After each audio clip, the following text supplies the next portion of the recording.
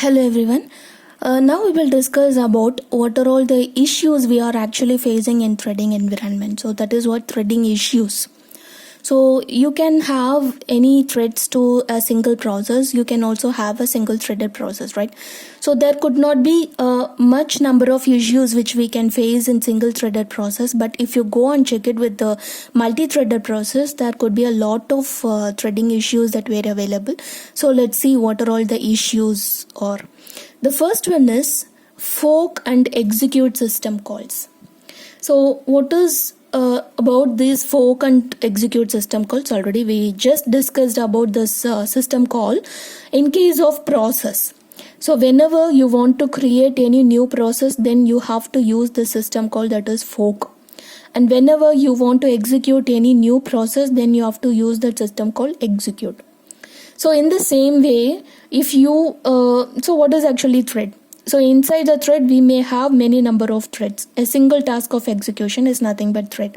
Suppose if a multi-threaded process is trying to create any new process, so what happens in that situation?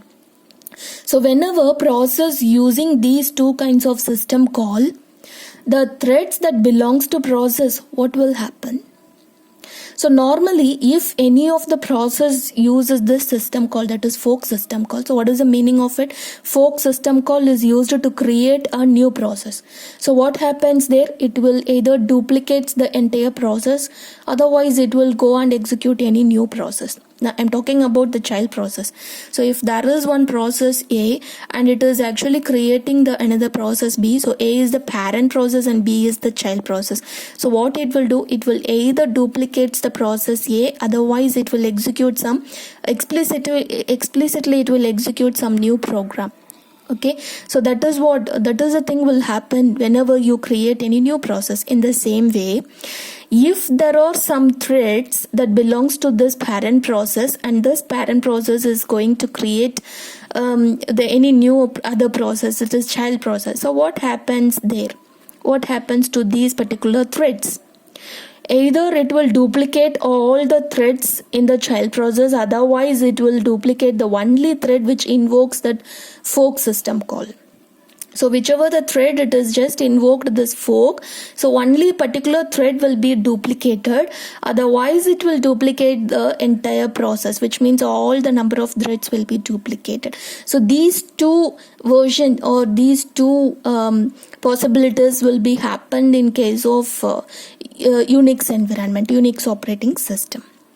Okay, so either it will go with the first method, that is it will duplicate only the thread. So duplication is nothing but it will have the copy of the same thing. So it will have the same copy of this particular thread. Otherwise it will have the same copy of all the set of threads that were available for this process A. Okay. So these are all the two methods that can be followed whenever any process tries to invoke this fork system call. And one more thing, if it executes this execute system call, if it uses this execute system call after the forking system call, so what happens there? No need of duplicating all the threads. So it is enough to duplicate only thread. So it is duplicating all the threads is unnecessary. In that case, if you have this particular execute system call after the forking system call, then duplicating all the threads is unnecessary. So it is enough to duplicate only particular thread, whichever is invoking this fork and followed by this execute system call, right? Because we have some argument in case of this execute system call, so we should have some explicit program, and that program will replaced this particular process will be replaced with the new program, whatever we have mentioned in the argument. This is what the process that to be followed for execute system call, right? So whenever you have this particular system call after forking, so no need of duplicating all the threads. It is enough to duplicate only this particular thread. Okay. Suppose if you don't have this execute system call after forking, then all the threads will be duplicated automatically. It is a default thing. Whenever you are invoking this fork without this execute, then all the threads will be duplicated, which means the entire process will be duplicated. And the next, so this is actually one of the threading issue. And the next one is signal handling. how the signal could be handled by a multi-threaded process. First, I'll tell you why the signals happened in the system. Signals occurs in the system. Suppose signal is occurring is actually it is intimating or it is notifying the process, currently executing process, that some event has occurred in the system. So it is just an intimation to the process. That is what signal. Some event has occurred, some abnormal event or it might be a normal event has been occurred in the system. That particular signal is of actually two types. So one is synchronous signal and another one is asynchronous signal. What is synchronous signal? Suppose if any signal is caused by the currently executing program itself. Say for example, if the executing program is trying to access the trying to access the memory in an illegal way. So it is nothing but an illegal memory access. Okay, it should stop executes its operation. Okay, so for that we are actually intimating the system that some signal has occurred in the system. Some abnormal access is trying to takes place. So that is what the synchronous signal. Suppose if the running program trying to perform the operation like a divide by zero, division by zero, so it is an illegal operation. So whenever it is trying to perform any illegal access or illegal operation, then automatically synchronous signal will be occurred. Okay, that is what synchronous signal.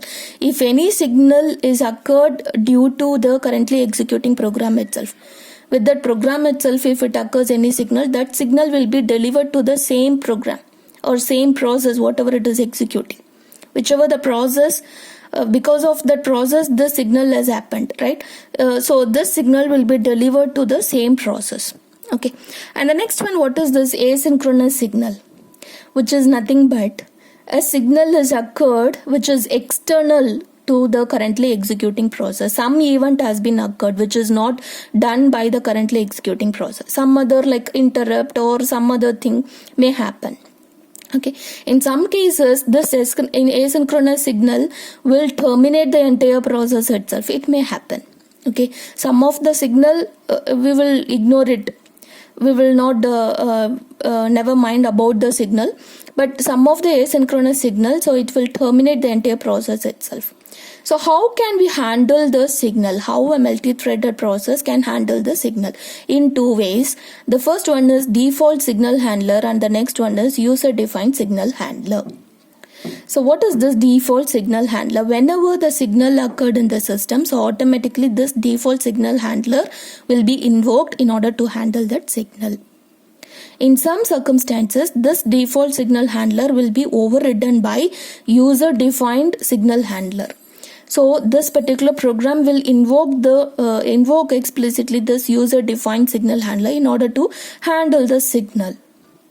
Okay, so here, before discussing about this handler, that is default signal and user-defined signal handler, once the signal is occurred in the system, so what could be the process of handling it? The process of handling the signal is, first one, signal is generated. So what could be the pattern for signal? So first one, signal will be generated. Okay, and signal will be, this particular signal will be delivered to the process, and then this signal must be handled. So these are all the steps to be followed whenever you get any signal. So first the signal will be generated and this signal will be delivered to the process, and this signal must be handled, and this third step will be done either by the default signal handler or by the user-defined signal handler. Okay, so the signal can be handled either by, the signal can be handled due to the synchronous signal itself, which means if any process that is actually executing currently, so it might be the reason for getting the particular signal. So that is what synchronous signal. Suppose how we are actually going to deliver the signal only to the process. So only to the process, not to the threads. So you have process and you have threads inside the process. You are going to deliver the signal only to the process, not to the threads. The system will intimate the signal only to the process. But how the threads can handle? So if it is a single threaded process, it is not actually a problem. Always this particular thread will take care of the signal, whatever it is receiving. But if it is a multi-threaded process, so what happens here? It has a conflict that which thread has to take care of the signal. Which thread, either the currently running thread or the thread that might be blocked or any other thread, we need to assign it. So there are a lot of methodologies that we need to follow, or some possibilities that we can follow in order to handle the signal by threads. Okay, so one is we can deliver the signal to the thread that is actually the reason for causing that signal. So this is a particular thread which produce some action, which is executing some operation, and because of that you may get signal. So you have to deliver that particular signal only to this thread. This is one option. Second option is you can deliver to all the thread. So whichever the threads that were available in the process, you can deliver the signal to all the threads. And third option is you can deliver the signal only to certain threads. So you can specifically select some of the threads. So out of 5 you can select only 3 and you can deliver that signal. Okay, and the next one is you can assign one particular thread. Okay, you can assign one particular thread in order to receive all the signals, and only that particular thread can handle the receiving signals. So these are all the different possibilities that we can follow how to handle the signals. Okay, so this is what we are getting in case of signal handling. So these are all the threading issues. So how to select the particular option is somewhat more difficult by the operating system or by the user itself, right? And the next one is thread cancellation. So under the thread cancellation, what are all the issues we are actually facing? So first one is thread cancellation means what? So if the thread started its execution, but before its completion, if you are trying to cancel the thread, so if you are going to terminate the thread, which is nothing but thread cancellation.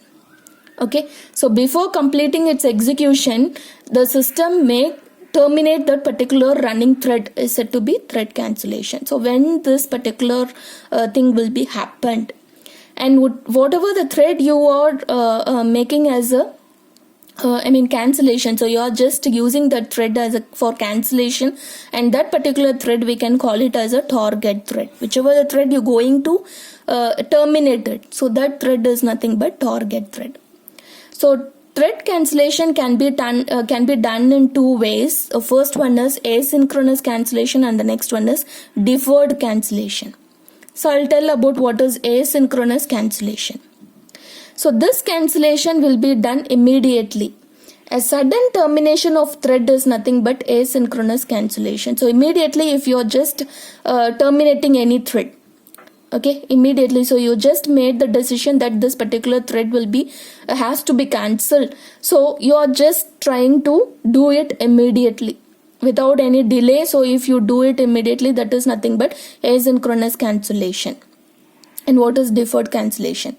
Which is not be done immediately, so which means it will assign some periodic time for each and every thread. So it is just providing the chance of opportunity to resolve its issue, and it is not going to be under cancellation. So it is just providing some timer for the particular thread, for the target thread. Okay, so within the time limit, even if it is not being resolved, so only for some reasons or some issues, it is just cancelling that particular thread. So if it within a time period, if it is not being resolved, then automatically that particular thread will be terminated. This is what deferred cancellation. It will not cancel the thread suddenly. It will allot some timer in order to, so it is just providing some opportunity to stay back in the system itself. If it has not been resolved even for the time limit, then it will cancel the thread. So it will keep on checking for periodically, so whether that has been solved or not. If it has not been solved, then it will automatically cancel the thread. So that is what deferred cancellation. So under these kinds of cancellation, what are all the issues we are actually facing? So coming to this asynchronous cancellation, so what is the major drawback? which means if you're cancelling a thread, so what does it mean? Some of the resources also been allocated to the particular thread, because if it is executing currently, so it might use some of the resources, so like open files or any other memory or even any other resources, IO devices. So if you're cancelling the particular thread suddenly, right, immediately if you're trying to cancel the thread, so the operating system may not reclaim the resources that were allocated to the particular thread. So even though if it deallocate the some of the system resources, but some set of resources may not be reclaimed at all by the operating system. If you go and check it with, if you go and use it with this asynchronous cancellation. So that is what one of the threading issues we are actually facing under thread cancellation. And the next one is thread local storage. So what is the meaning of thread local storage? So as we know already, threads may share the even the resources and also some data section, code section with all other threads. It will share everything, right? So in some circumstances, it need to maintain their own private data. So it may not share the common data. So it has to maintain some private data. Okay, own set of data will be maintained for each and every thread. So if any thread wants to store the own data, which is nothing but thread local storage, this may happen with the help of this thread local storage. So this thread local storage does not equivalent to the local variables. It is not equivalent to local variables. So local variables, which are nothing but which is very local to particular functions. So not in all the functions we cannot use the local variables. So thread local storage, which is equivalent to the static data. Okay, so we know already what is static data. Globally we can access that particular data, but the difference between this thread local storage and the static data is it will have the unique value for each and every thread. It is not like that. So it will maintain some constant value. So it will have the unique value for each and every threads. That is what the difference. So this is what the thread local storage. So even though we are actually taking the advantage of sharing all the data section and also the resources with all the threads, but we have the complex one, that is thread local storage. So it may happen in some cases. So this might be some of the threading issues, thread local storage. Okay, and the next one is scheduler activation. So which means so this may comes under the communication between the user level threads and the kernel level threads. So there are actually user level threads and some kernel level threads. We know already what is the relationship between these two. So we just discussed many different models that may relate these two kinds of threads, right? So here in between we have one virtual processor. So let it be lightweight process. This is actually the virtual processor so it will provide the perception to the user side, but it is actually the physical processor to the kernel side. Okay, this is what the difference. So what it will do and what is the main use of this?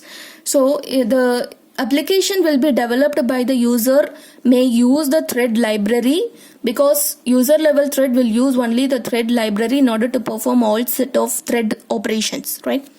So it will run all those things in this virtual processor, that is lightweight processor, and it has been connected with this kernel level threads. So kernel level threads make use of this as a real processor and it will perform all those operations. Okay, so it will act as a communication between these two things. So here we may have more than one lightweight processor also.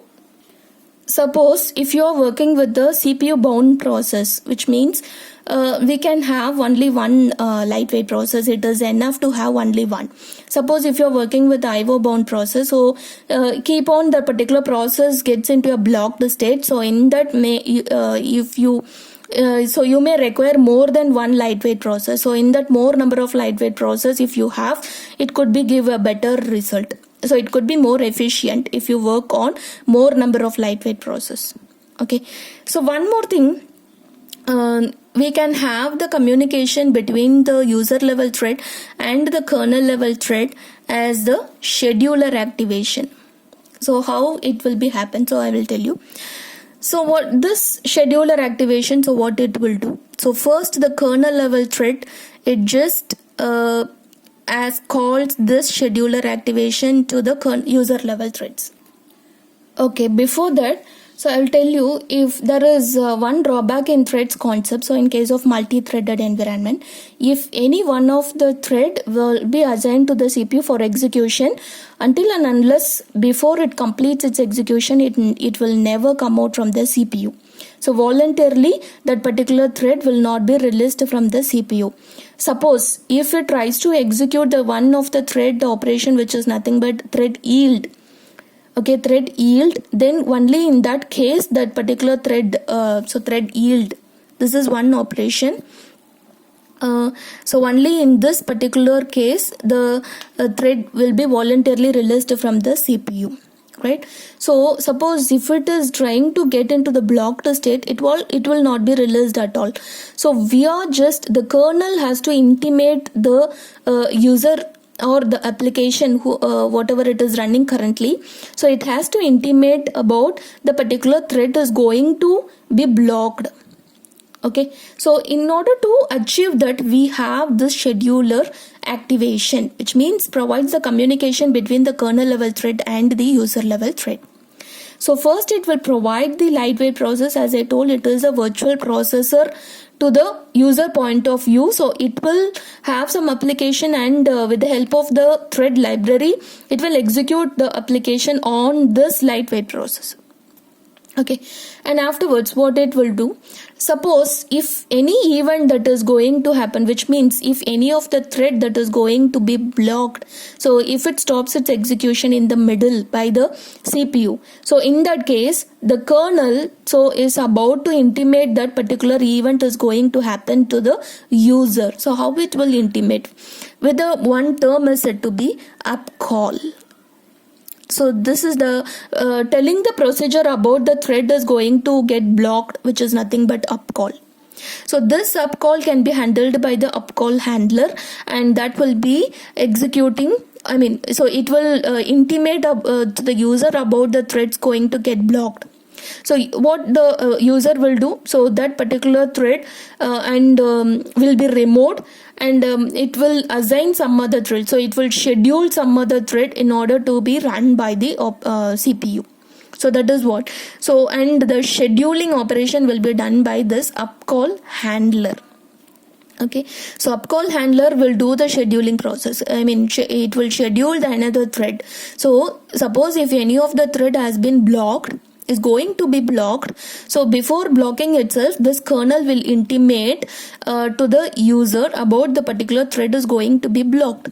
So what it will do, it will terminate that particular thread and it will assign some other thread, just scheduling the thread which is actually handled by